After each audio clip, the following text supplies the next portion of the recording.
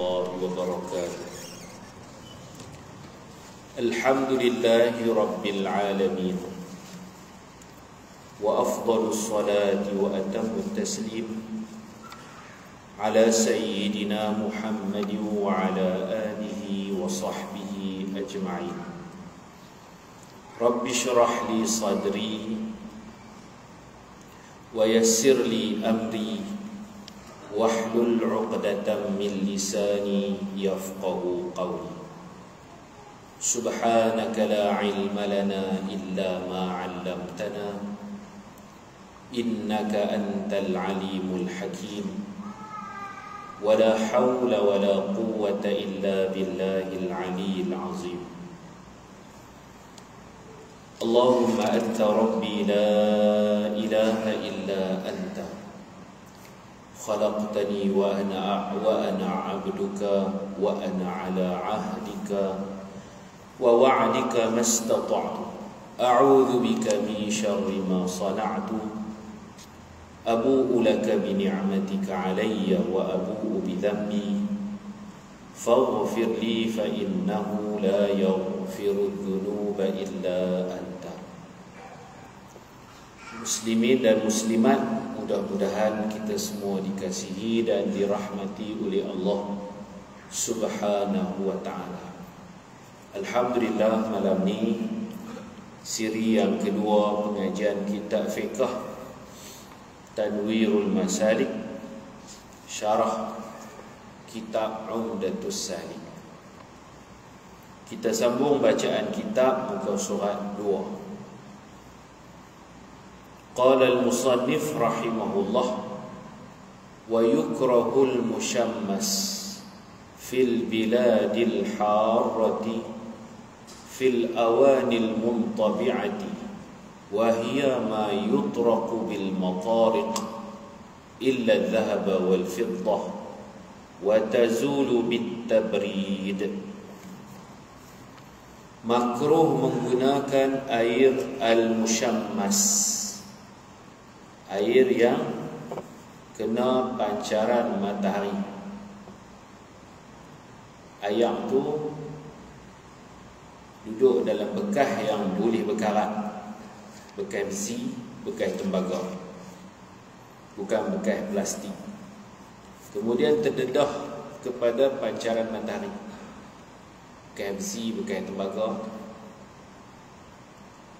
duduk tengah panas, kena matahari, bekas itu boleh keluar karat, maka makruh guna, kerana takut jadi sopak.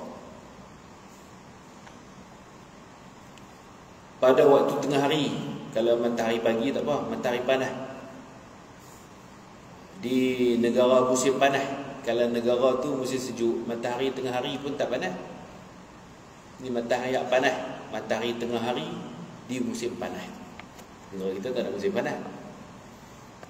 Elakkan guna air musyammas. Air musyammas ni dia duduk dalam air tahur, suci, menyucikan, tetapi makruh. Dia duduk bawah air tahur.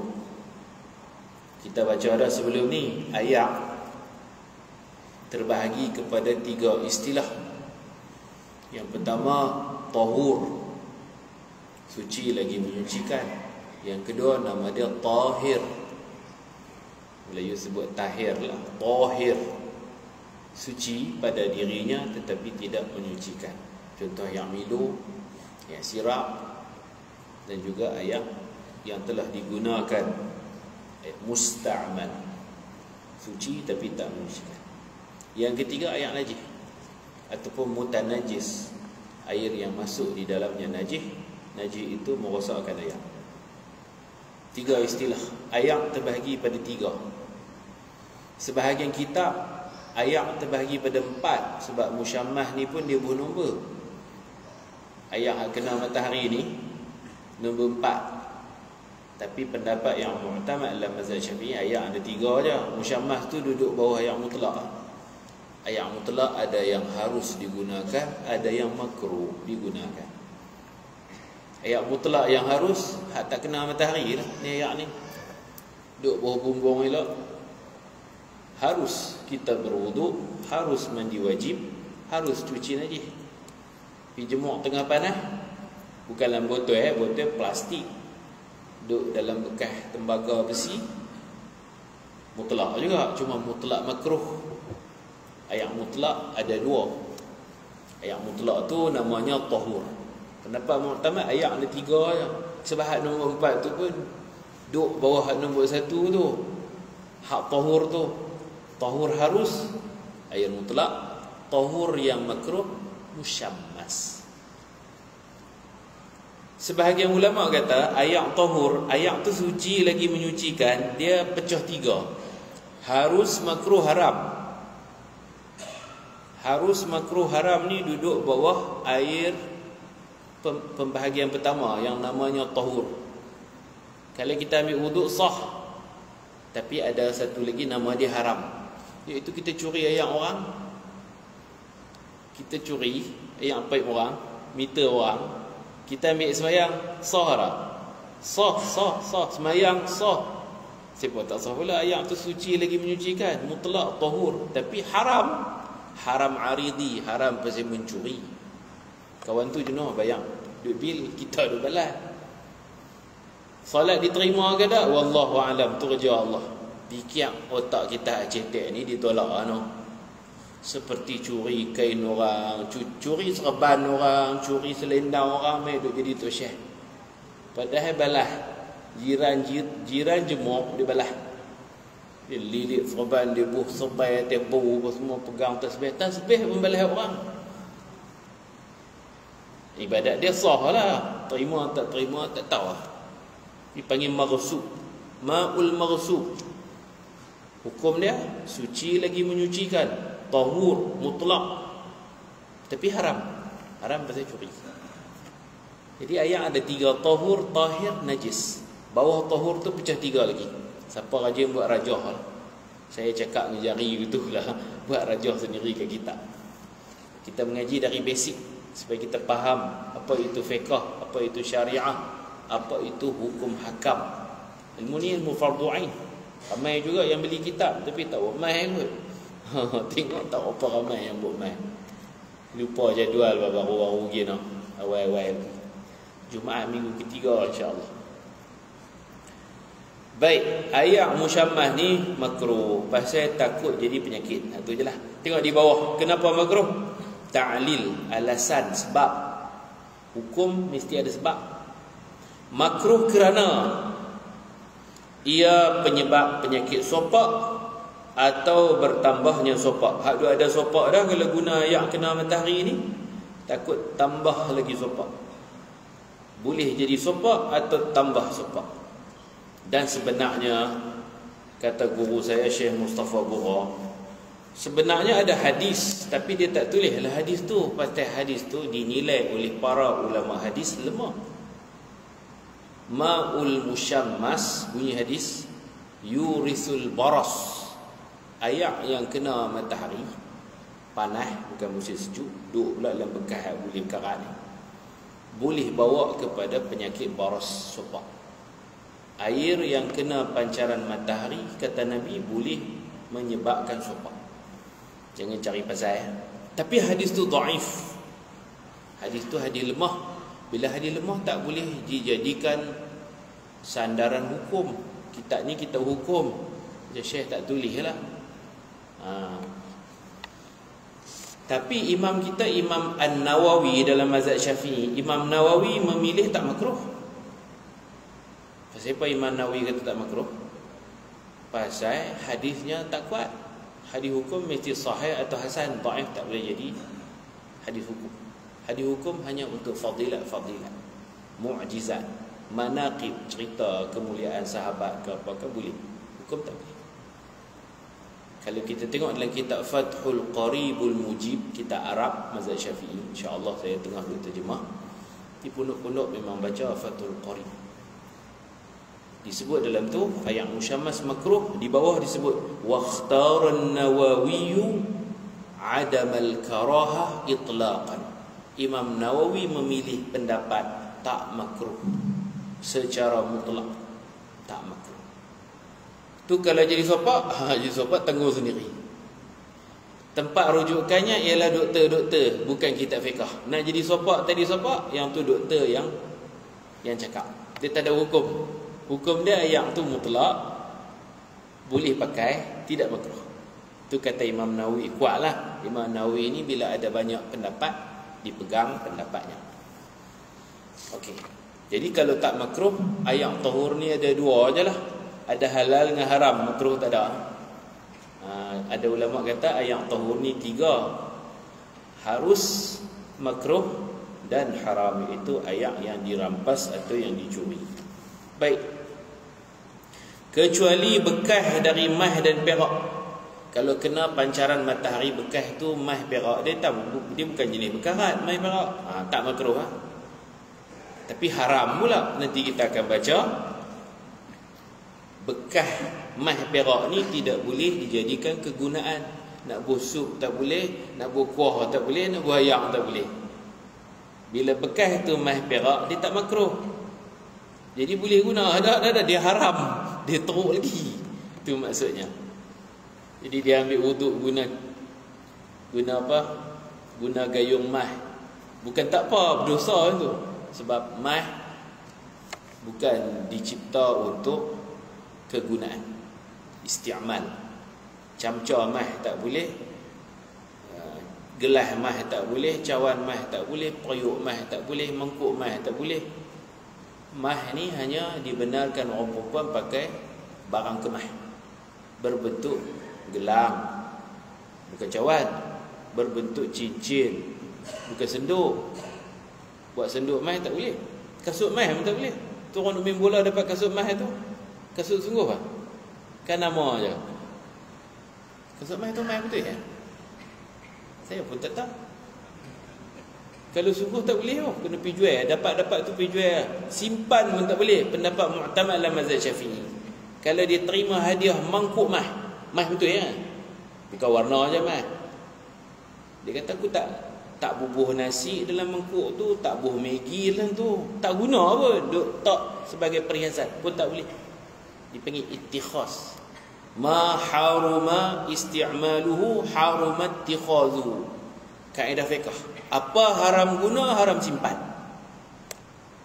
Haram guna, haram simpan. Contoh, di rumah kita ada orang bagi sebotol arak. Kita tak guna arak ni, minum lah. Kegunaan dia minum. Bukan ada orang duk buat minyak urut ke apa arak kan.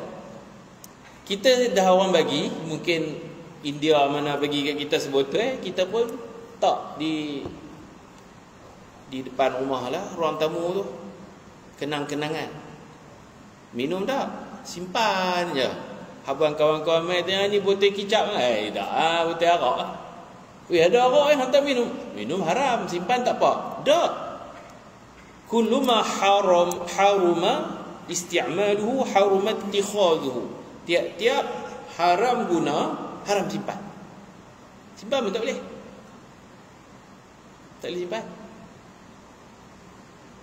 Jadi kalau kita dapat mangkuk mah, bukan kita pecah kan, pergi jual kedai mah, lebok, suruh ni buat lah jongkong ke, suruh ni buat gelang ke apa, pandailah kita pergi jual.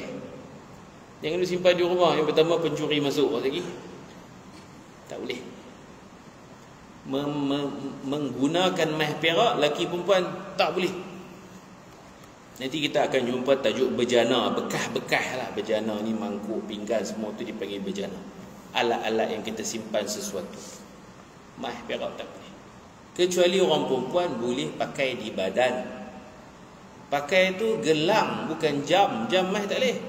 Jam bukan perhiasan, jam kegunaan. Jam tu nak tengok keropa. Tengok keropa. Cermin mata, bingkai mah tak boleh. Cermin mata bukan perhiasan. Kegunaan. Pasal rabun, tak rabun saya tak pakai cermata. Budak-budak kecil kot lah, jah 3, jah 4, dia syok-syok pakai cermata, dia ingat lawa, handsome. Kita besar ni kalau tak rabun tak pakai. Ini kegunaan, keperluan. Jadi laki perempuan tak boleh pakai jam mah. Ada jam hak mahal kan, dia tulis situ dia punya bahan-bahan dia tu ada mah, tak boleh pakai. Perempuan boleh pakai gelang. Jam tak boleh, jam lah. Gelang tak apa. Perak ke mai, orang perempuan boleh. Subang boleh, rantai boleh, cincin. 4 tu lah.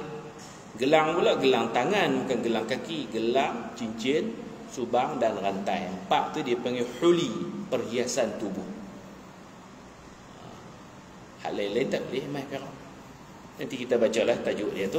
Orang yang makan dalam pinggan-pinggan mah atau perak, bergegar dalam perutnya api neraka. Baik. Dan makruh itu akan hilang apabila air itu disejukkan. Bagi pendapat yang kata air musyammah ni makruh, tunggu sejuk lah. Kadang pipe kita pun pipe besi, dikeluar air panas, tunggu saat bagi dia sejuk. Buka, bagi lama sikit sejuk, tak apa, tak makruh dah. Baik, habis. Sekarang kita berpindah ke surat 3, yang ni nama ayat tahir. Ayat tahur tu settle dah. Suci lagi menyucikan. Ada yang terbit dari bumi, ada yang turun dari langit. 7 ayat. Hak turun dari langit ni, kalau sikit tu embun. Banyak pada embun hujan. Salji 3 tu. Turun dari langit 3. Hak terbit daripada bumi paling sikit ayat mata ayat. Lebih pada tu ayat telaga. Besar lagi ayat sungai. Besar lagi ayat laut lah. Luah terbentang samudra. 4 terbit daripada bumi, 3 turun dari langit. Totalnya 7. 7 ni ayat tahur. Kita kat sini panggil ayat mutlak. Kena matahari, dia panggil ayat musyammas. Ayat mutlak kalau kita curi hak orang, dipanggil ayat mutlak yang haram. Saya urai dah tadi. Dan kita dah baca dah dalil ayat hujan, dalil daripada Al-Quran, dan kita baca tentang ayat laut. Sahabat tanya Nabi, Nabi kata boleh berwuduk, boleh mandi wajib, boleh cuci najis. Air wuduk, air laut itu suci lagi menyucikan, dan binatangnya halal dimakan, tidak perlu disembelih. Habis bab ayat tahur. Sekarang pindah kepada ayat tahir, suci tetapi tidak menyucikan. Ada 2. Yang pertama ayat mutlak yang dah berubah. Ni macam ni ayat ni, ayat mutlak. Kita bubuh sirap, dia berubah jadi merah. Hilang kemutlakannya. Suci, boleh minum. Kena baju tak jadi najis. Tapi nak ambil air semayang dengan ayat sirap tu tak boleh. Basuh najis pun tak boleh. Mandi wajib pun tak boleh. Dipanggil ma'ul mutaghayyir, air yang berubah. Ayat mutlak yang dah berubah. Apabila berlaku perubahan yang banyak pada air, ubah banyak, kalau ubah sikit-sikit tak apa. Keruh sikit-sikit tak apa. Merah pudar-pudar tak apa. Kalau merah ang, merah terang tu tak boleh. Orang panggil ayat sirap. Bukan lagi ayat mutlak. Pada air sehingga hilang nama air, hilang kemutlakan air, dengan sebab bercampur dengan sesuatu yang suci. Campur dengan pewarna sirap, campur dengan Milo, dia jadi yang Milo. Campur dengan serbuk kopi, dia jadi yang kopi. Dia tidak dipanggil air sahaja, dia kena kembang. Wajib diidhafatkan, wajib diletak satu perkataan lagi, ayak kopi gitu. Tak boleh panggil ayak saja. Ayak only tak boleh. Orang panggil qaid lazim. Qaid tu mana idhafah lazimah. Bahasa Arab dia kena 2 perkataan, mesti kena 2 perkataan. Ayak bunga, ayak mawar, ayak susu. Kalau susu yang diperah tu bukan ayak, tu cecair. Kita dah hurai dah dulu beza antara air water dengan cecair. Cecair macam minyak, cecair macam tu hak dalam kelapa tu, ayak nyok tu cecair. Cecair kelapa payahlah kita. Makin mengaji payah nak sebut. Ayak nyok tu bukan ayak, dia cecair. Nira nipah cecair. Susu cecair, minyak cecair, santan cecair. Cecair tak usah bincang lah. Memang tak boleh buat ambil air semayang cecair. Sekarang ayat ni dia berubah. Berubah mesti berubah banyak. Berubah sikit-sikit apa? Dengan sebab bercampur, panggil mukhalid, campur sebati. Nanti kita akan jumpa istilah mujawir. Mujawir ni berdekatan. Dia tak sebati, dia tak larut. Itu tak apa. Dengan sebab bercampur dengan sesuatu yang suci dan boleh dipelihara agar tidak bercampur dengan air, maka tidak boleh lagi bersuci dengan air ini. Contohnya, air bercampur dengan tepung, panggil air tepung, atau campur dengan za'faran, dia tukar jadi warna kuning. Air za'faran. Orang tak kata air saja, orang mesti tanya, ni air apa ni? Air za'faran. Maka tidak boleh wuduk, tidak boleh mandi wajib dengan air za'faran, tidak boleh cuci najis.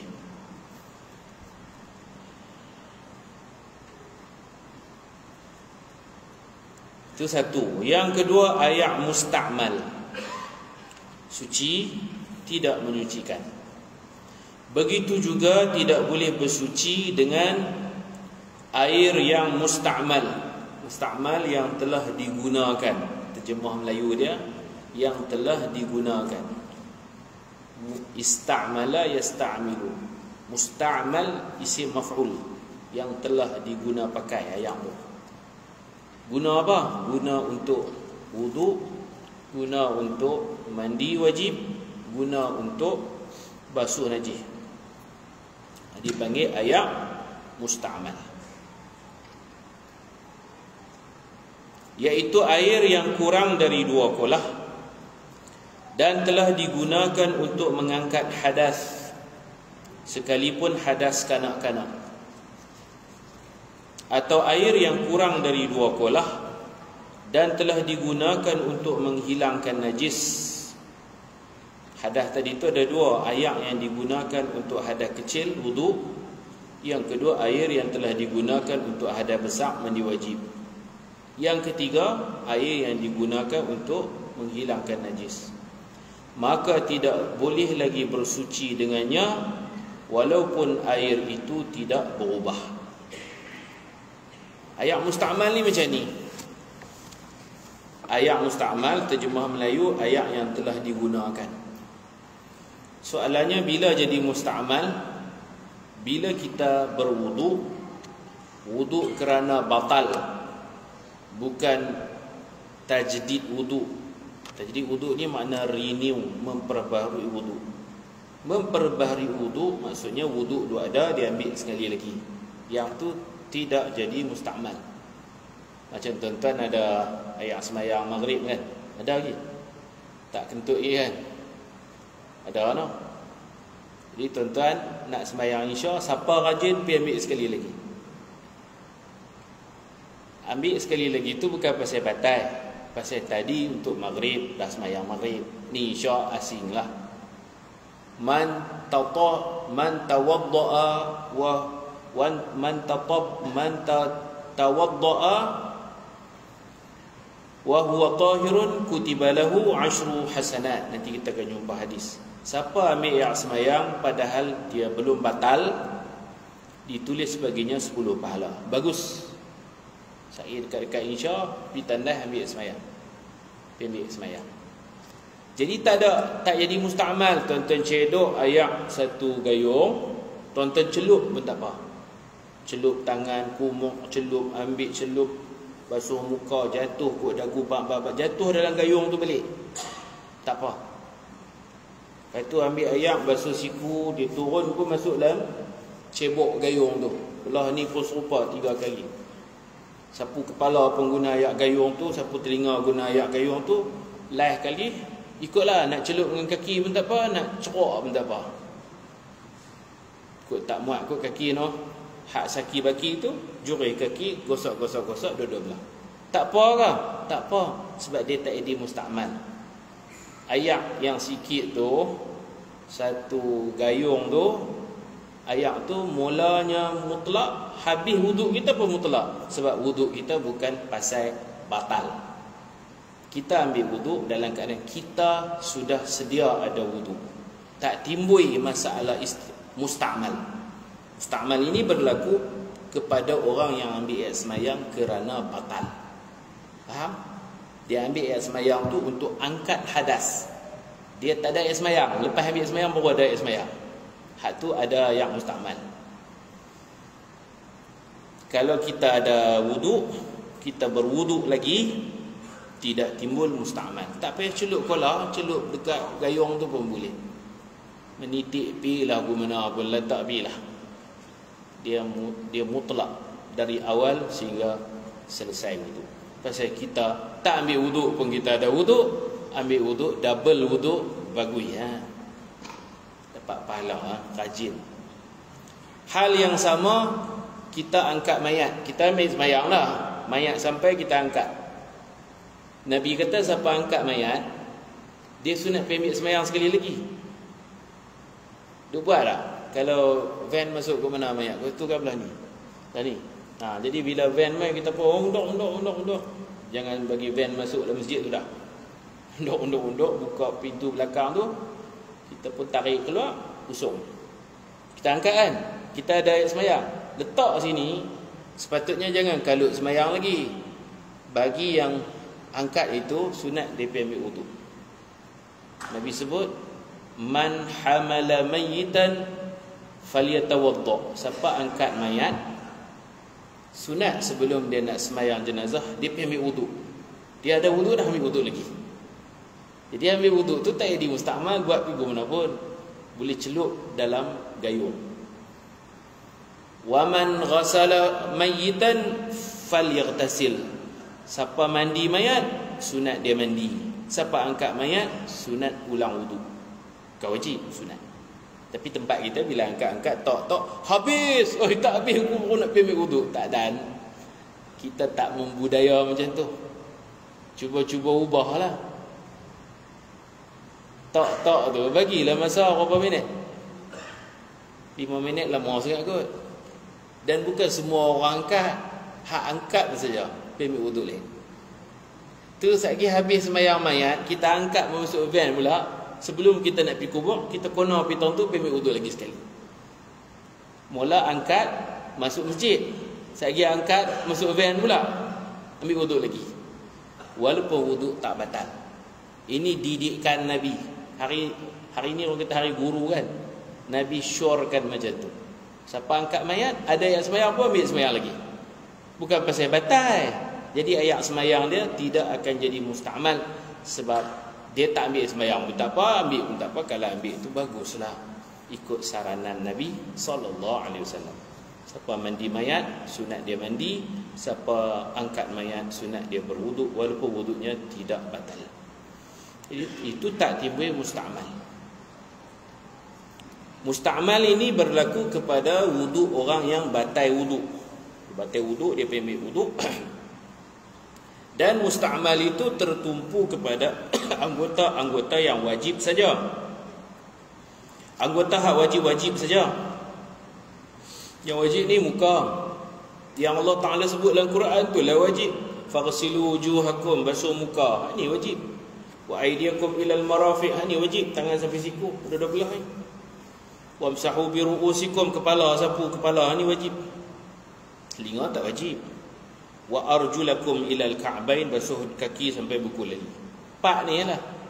Yang orang Melayu duk hafal wuduk itu 4 basah 2 kering. 4 tu je. Pada 4 anggota ini saja yang akan jadi musta'mal. Itu pun jika wuduknya kerana batal. Kalau wuduk tu duk ada wuduk lagi, itu wuduk sunat, bukan wuduk wajib. Wuduk sunat tak ada musta'mal. Hal yang sama kita nak makan pulut derian contohnya. Orang buat main layak mangkuk tu, tercelup. Makan pulut selalunya celup kan. Celup, angkat, dia jatuh tak di musta'mal juga. Sebab basuh tangan sebelum makan bukan wajib, sunat. Saya pernah pergi Kenuri, seorang ustaz jugalah, kita hormatlah, dapat dia dah tua. Orang buat main ayam celup, dia tak mau celup. Payah. Dia minta hak jenis jurih tu. Apa ketok apa jurih tu, dia minta tu. Dia tak mau celup-celup.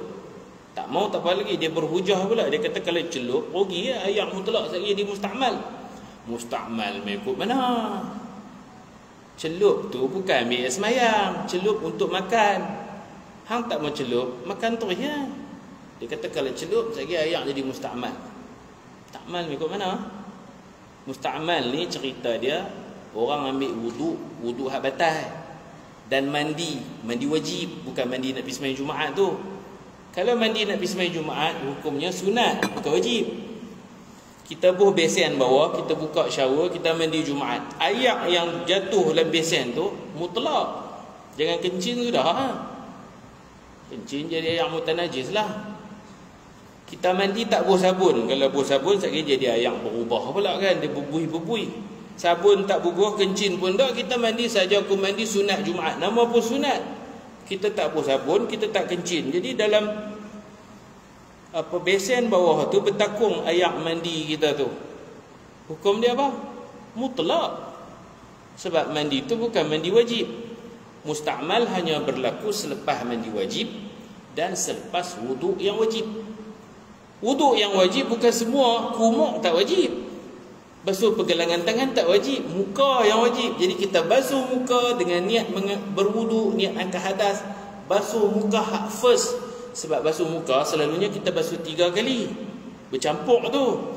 Basuhan muka pertama, kedua, ketiga. Hak mana yang wajib? Hak mana wajib? Hak first tu. Hak kedua sunat, hak ketiga sunat. Pada basuhan kedua tak dia musta'mal dah. Pada basuhan ketiga pun tak dia musta'mal. Musta'mal ialah kita basuh hak mula tu dengan niat apa semua. Ayak menitik, hak tu musta'mal. Falsafah dia, kan Nabi kata bila kita basuh muka kali pertama keluar dosa. Dosa tu lah musta'mal. Dia ada di ayak tu, nampak putih sebenarnya dia hitam. Dosa mata, dosa hidung, dosa mulut semua keluar. Basuhan yang kedua tak basuh pun tak apa. Basuhan ketiga tak basuh pun tak apa, dia sunat. Afdalnya kita basuh dah bagi cukup 3-3. Tangan pun hak mula basuh tu, mula tu menitik bercerai daripada tangan kita, musta'mal. Hak belah ni pun serupa, hak menitik tu musta'mal. Kepala biasanya dia tak menitik, kita sapu dia serap lah rambut, tak ada musta'mal. Kalau dia menitik baru musta'mal. Kaki pun basuh pertama, ghaslatul ula, basuhan yang pertama pada kaki kanan dan basuhan pertama kaki kiri, di situ ada musta'mal. Mandi wajib boleh jadi musta'mal. Tadi disebut kanak-kanak, kalau budak-budak ambil wudu, walaupun kita kata lah dia budak-budak tak balik lagi kan, dia mana ada dosa. Musta'mal ni asalnya kita basuh yang mengeluarkan dosa. Dosa muka, dosa tangan, dosa kepala, dosa pikak benda pelik-pelik, dan dosa kaki. Budak-budak ambil wudu, kata Imam Syafi'i, walaupun dia tak ada dosa, tapi ayak wudu dia hak muka, tangan, kepala, kaki tu musta'mal juga. Saki baki air wudu itu musta'mal juga. Dan kitab yang lain macam kitab Imam Suyuti, dia buat contoh perempuan yang gila. Suami waras, isteri gila, majnunah. Terutamanya bila beranak. Maaf cakap lah, gila apa orang panggil kalau beranak ni? Gila meroyan lah. Ataupun dia main period, dia ada bulan tertentu, dia jadi tak tahuan, sehingga darah dia dah suci, duk gila lagi. Darah berhenti dah, duk gila lagi. Laki tak gila, tapi laki tergila-gila, faham tak? Perempuan tu dah suci dah, dia masih gila lagi. Nak buat macam mana ni? Yang laki ni syahwat lah, tergila-gila tu. Nak bersetubuh kena mandi dulu kan, darah berhenti tak cukup. Sebab Allah Ta'ala sebut hatta yathurna, sehingga isteri suci. Fa idza tatahharna, apabila dia bersuci, sehingga dia suci dan bersuci, makna kena mandi wajib. Kalau suruh orang gila tu mandi wajib kena niat. Dia mana reti niat dia mandilah. Ayat kata kata niat tu yang penting sekali. Maka kalau suami nak bersetubuh dengan isteri yang gila-gila pun sayang, cari ubat betul elok lah. Dia nak setubuh, dia kena tolong mandikan isteri dia. Isteri tu macam mayat lah, kena orang tolong buat bagi. Suami ajak masuk tandai, suami buka shower, suami mandikan, suami niatkan. Sahaja aku mandikan isteriku ni mandi wajib haid ke nifas ke kan, terangkatlah junub dia. Orang gila kan tak mukallaf, dia bukan ada dosa. Orang gila dan kanak-kanak tak ada dosa. Soalnya air yang menitik daripada badan isteri itu mustakmal tak? Mustakmal juga, walaupun dia gila. Sama macam kanak-kanak tadi, air wuduk kanak-kanak walaupun belum berdosa, belum mukallaf, tetap dia punya status dia mustakmal. Yang tu yang pengarang cuba nak sampaikan kepada kita. Jadi kalau nak setubuh, suami kena tolong mandikan isteri.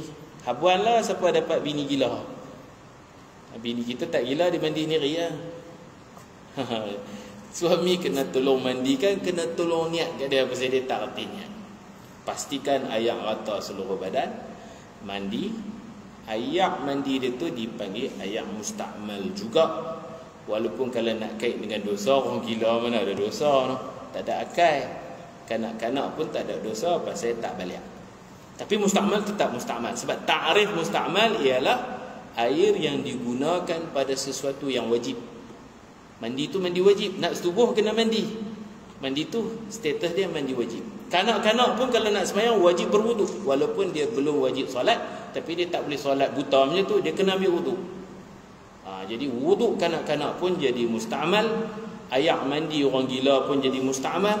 Imam Suyuti tambah satu lagi, macam orang kahwin dengan Yahudi Kristian tu, suami Islam, isteri Yahudi Kristian, sama juga. Bila lepas haid suci nak kena mandi juga. Itu pun suami kena tolong niatkan. Kalau orang kahwin dengan perempuan Yahudi Ahlul Kitab, dengan syarat-syarat yang agak ketat lah. Suami Islam, isteri Ahlul Kitab. Tiap-tiap kali habis haid je, suami kena jurih. Dia bukan jurih sangat, mana dia pantau dan dia tolong niat lah. Hang gosok lah sendiri gunung ni, okay, rata ayak semua, clear. Habuan nak bersetubuh, nak bersama. Syarat dia macam tu. Jadi yang mustakmal kat tu. Walaupun air itu tidak berubah, nampak macam tak berubah yang mustakmal, tapi dia kotor, dia hitam, dia ada dosa dalam tu. Jadi ayat ni diistilahkan tahir, suci, tidak menyucikan. Ayat mustakmal nak minum boleh. Ada sebahagian kitab syorkan kita minum ayat wuduk kita, ayat lebihan wuduk kita. Nak buat berubat lagi bagus. Nabi berubat guna ayat mustakmal Nabi. Nabi ambil ayat ada di muka Nabi tu, Nabi renjis sahabat dia. Ni ada Sayyidina Jabir sakit tak sedar diri, Nabi mengubatinya menggunakan air mustakmal. Itu tanda kata ayat mustakmal tu suci. Kalau tak suci tak boleh berubat, tak boleh dipercik ke orang. Suci itu, cuma tidak menyucikan. Air mustakmal adalah suci tetapi tidak boleh menyucikan. Dalil ia suci, an Jabir bin Abdullah radhiyallahu anhu qala jaa Rasulullah sallallahu alaihi wasallam ya'uduni wa ana marid la a'qil fatawaddaa wa sabba alayya min wudu'ihi. Wudu' tu air wudu'. Kalau wudu' perbuatan, wudu' perbuatan membasuh, menyapu. Kalau wudu' ayak, dia lebih kepada air yang disediakan untuk berwudu. Rawahul Bukhari. Artinya daripada Jabir bin Abdullah radhiyallahu anhuma berkata, Rasulullah sallallahu alaihi wasallam datang menziarahiku. Ketika itu aku sedang sakit dan tidak sedarkan diri, pengsan, koma, sakit teruk.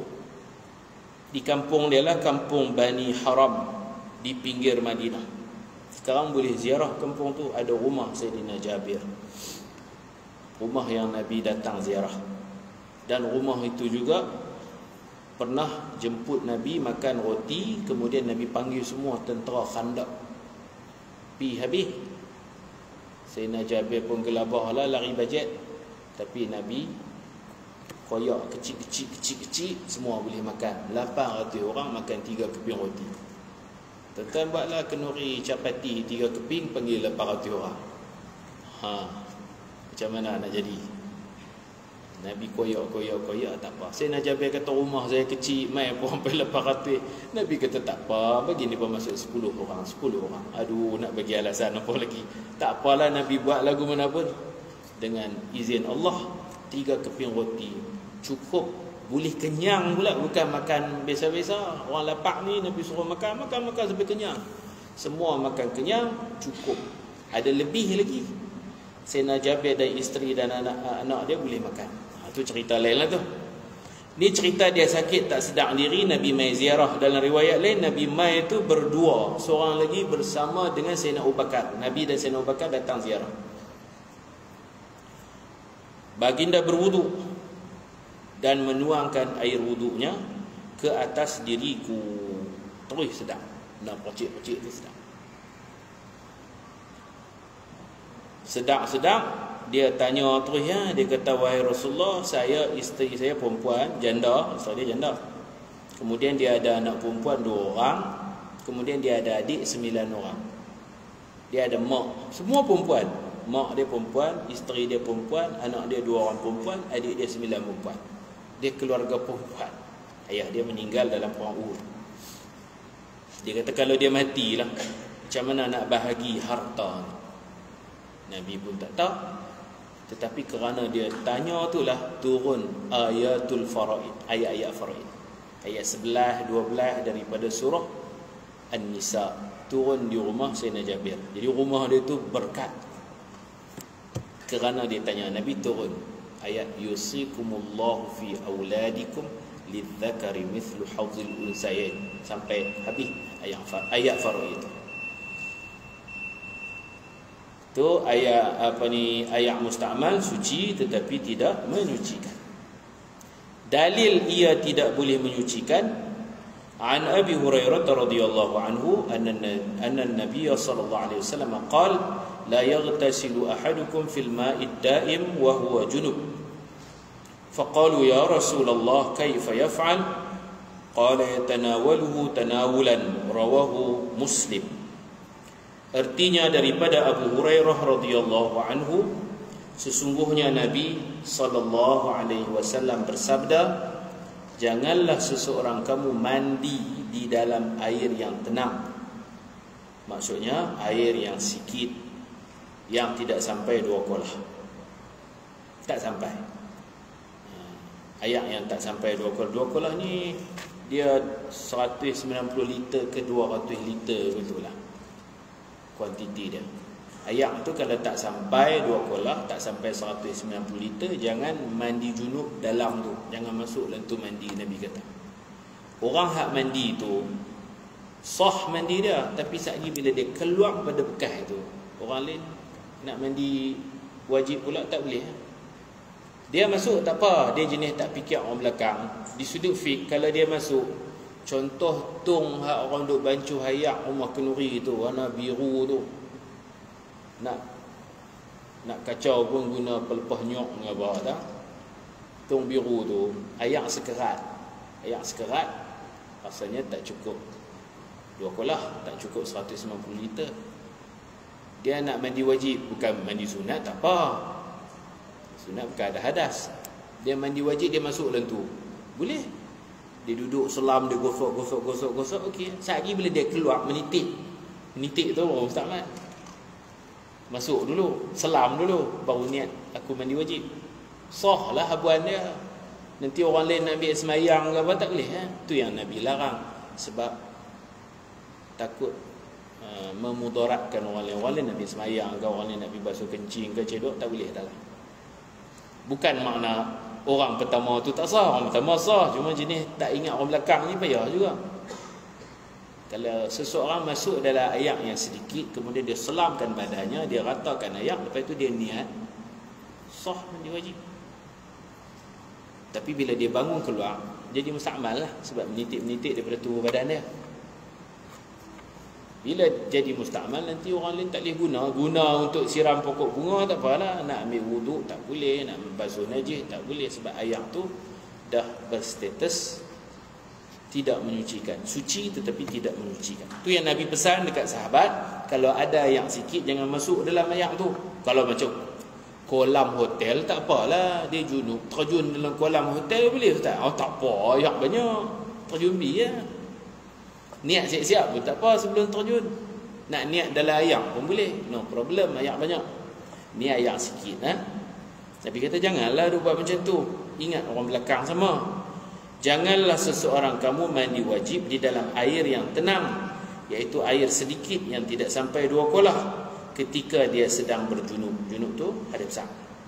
Sahabat bertanya, wahai Abu Hurairah, bagaimana dia hendak melakukannya? Kalau dia nak mandi juga nak buat macam mana? Abu Hurairah berkata, hendaklah dia mencedok air tersebut. Cedok mandi kat luar tak apa, jangan mandi dalam. Macam di rumah taman lah, hak dekat penjuru tu kita takung air kecil je benda tu. Takkan nak mandi wajib masuk dalam tu. Yang pertama tak celui, nak masuk juga. Janganlah nanti kita keluar menitik daripada badan kita jadi air musta'mal. Sebab macam mana kita cedok mandi mandi jauh lah, cedok mandi jauh tak dapat. Ataupun mandi guna shower lah. Nak mandi guna air bertakung hak sikit tu pun boleh, cedok. Timbul soalan, kita mandi wajib, badan kita ni ada hadas besar, kita mandi wajib, nanti merecik masuk dalam tu ke mana pula? Air musta'mal masuk dalam air mutlak, jadi ke mana? Yang tu kena buat uji kaji, banyak mana yang masuk.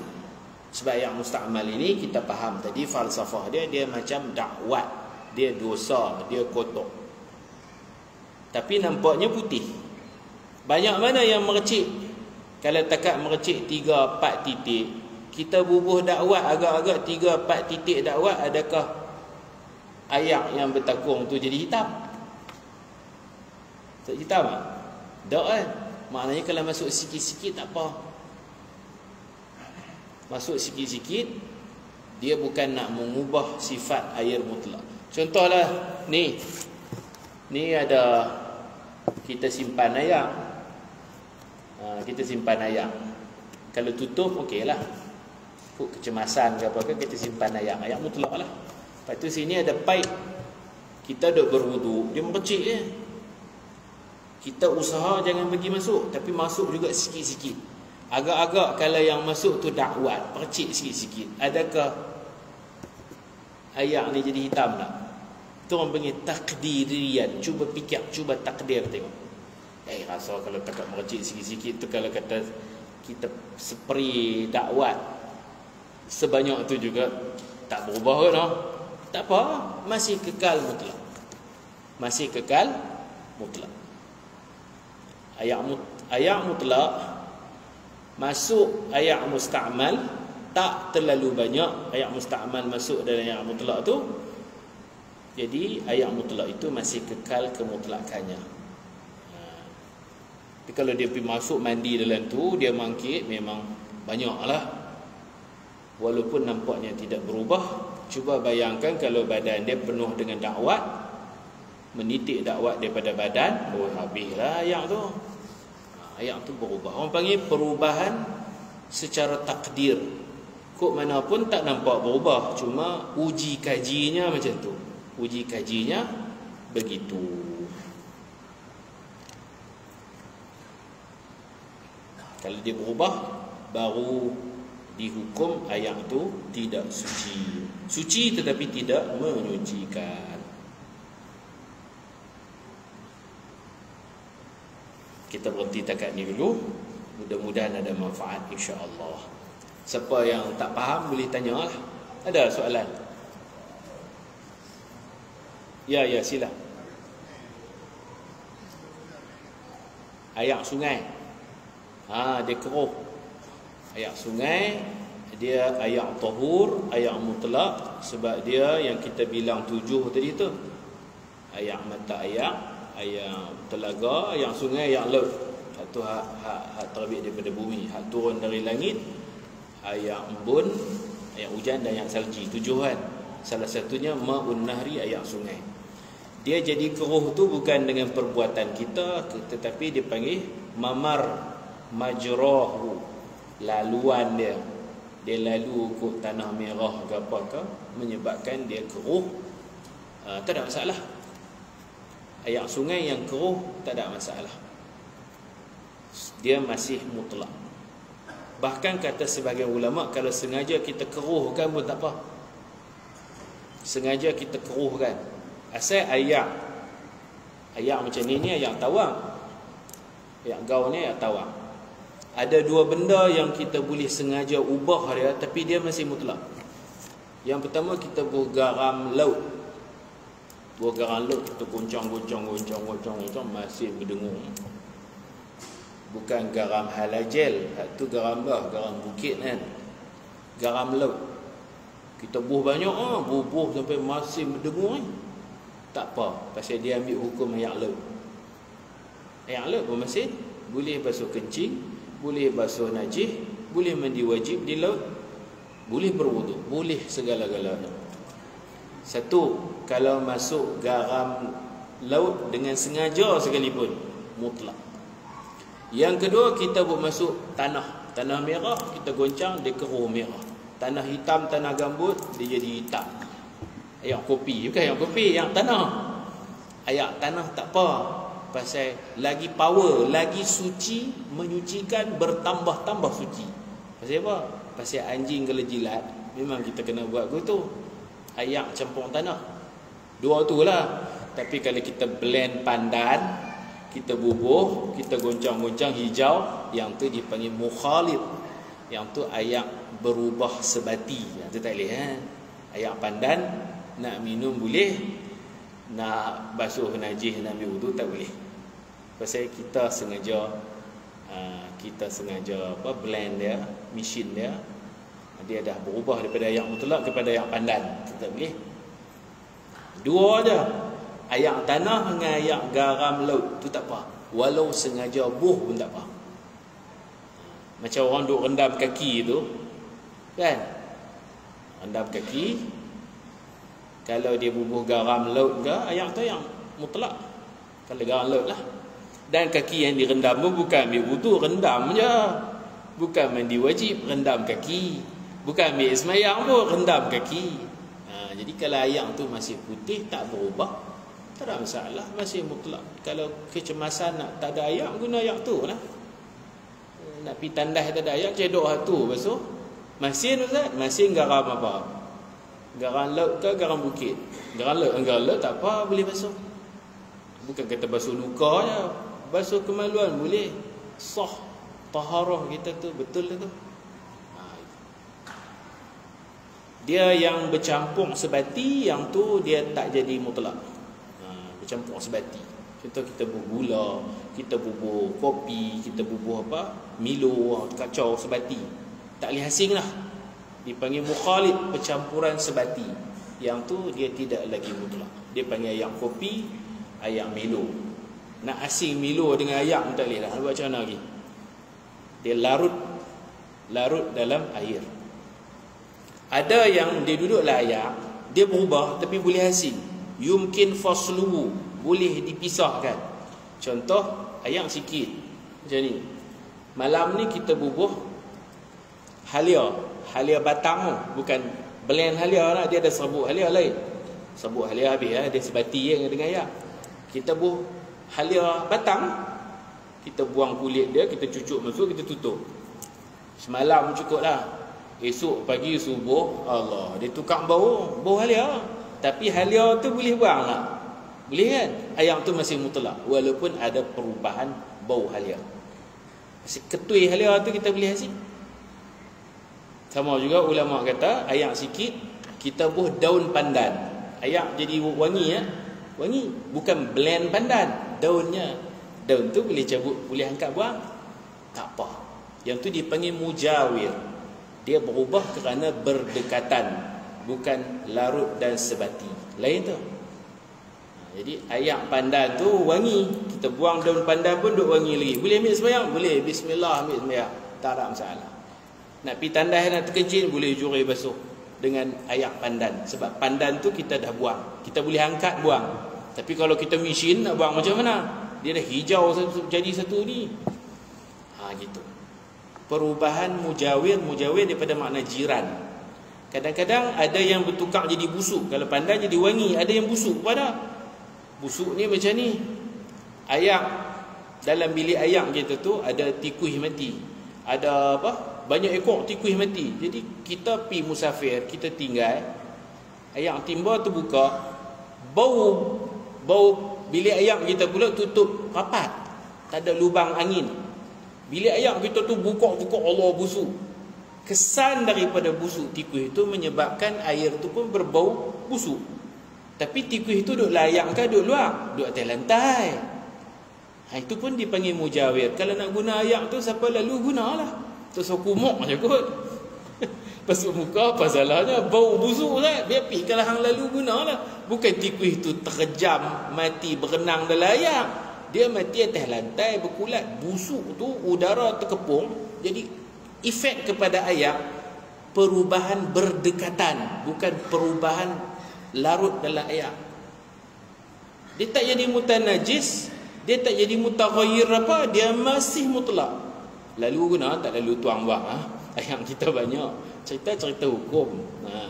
Saya pun tak lalu kalau ada bau pelik ni. Tapi kalau tikus itu mati dalam ayak pula kurang pada 2 kolah, buanglah. Itu mutanajis. Najis ada dalam ayak tak sampai 2 kolah, memang kena buanglah. Gitu. Ada lagi soalan lain? Kalau malu tanya untuk kuliah akan datang, bagi kertas ni tak apa. Saya baca soalan, saya jawab dulu takat mana yang saya tahulah. Kita mengaji daripada basic lah, tajuk ayat pelan-pelan supaya kita faham agama kita dengan kefahaman yang jelas, insya-Allah. Tu beza mujawir. Mujawir perubahan berdekatan halia dalam ayat. Bukan sebut halia, ketulan halia. Gitu. Kita bubuh bunga cengkeh pun ayat kita akan berubah. Bukan kita mesin bunga cengkeh. Jadi hak tu tak apa, kita buang bunga cengkeh, ayat tu bau bunga cengkeh, tak ada jadi masalah. Dia masih mutlak. Berbeza dengan kita mesin cengkeh tu. Ayat cengkeh kita campur dengan ayat mutlak tu, dia hilang. Dia bukan mutlak dah. Dia tahir, bukan lagi tahur. Wallahu subhanahu wa ta'ala a'lam. Bismillahirrahmanirrahim. Allahumma faqihna fid din wa'allimna at-ta'wil waj'alna min ibadikas salihin. Rabbana atina fid dunya hasanah wa fil akhirati hasanah wa qina adzaban nar. Wa sallallahu ala sayyidina Muhammad wa ala alihi wa sahbihi ajma'in walhamdulillahi rabbil alamin. Subhanakallahumma bihamdika asyhadu an la ilaha illa anta astaghfiruka wa atubu ilaik. Assalamualaikum warahmatullahi wabarakatuh.